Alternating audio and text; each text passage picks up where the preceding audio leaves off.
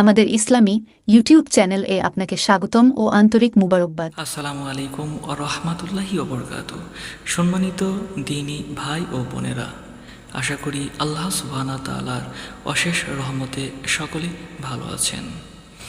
আজকের ভিডিওটি অত্যন্ত গুরুত্বপূর্ণ, তাই না টেনে সম্পূর্ণরূপে দেখার জন্য বিশেষভাবে অনুরোধ করছি দ্বীনী ভাই ও বোনদেরকে। আজকে আমরা কথা বলবো রাতের বেলা যদি ঘুম না আসে তাহলে সেই আমল সম্পর্কে। রাতের বেলা যদি ঘুম না আসে তাহলে আপনাকে কি করতে হবে সেই আমলটি আপনাদেরকে আমি আজকে জানাবো। আপনি যদি আমাদের চ্যানেলে নতুন হয়ে থাকেন তাহলে সাবস্ক্রাইব করার জন্য বিশেষভাবে অনুরোধ করা হলো।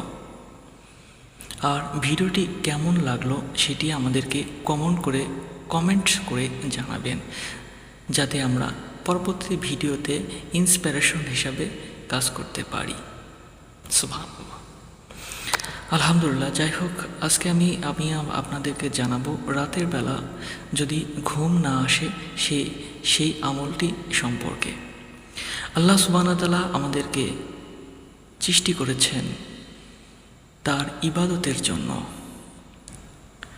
আমরা যেন সঠিকভাবে সঠিক সময়ে সঠিক কাজ করতে পারি, সেই জন্য আল্লাহ সুবহানাহু ওয়া তাআলা রাতে ঘুমানোর জন্য নির্দেশ দিয়েছেন। এখন আমরা জানব রাতের বেলা যদি ঘুম না আসে সেই আমলটি সম্পর্কে। যাই হোক, রাতের বেলা যদি আপনার ঘুম না আসে তাহলে আপনি কি করবেন সেই আমলটি আমি আপনাদেরকে এখন জানাবো। প্রথমে পাক অবস্থায়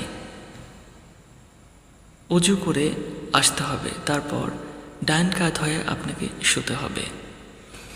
তারপর আউযুবিল্লাহি মিনাশ শাইতানির রাজিম বিসমিল্লাহির রহমানির রহিম বলে পাঠ করবেন। এরপর 100 বার সাল্লাল্লাহু আলাইহি ওয়াসাল্লাম পাঠ করবেন।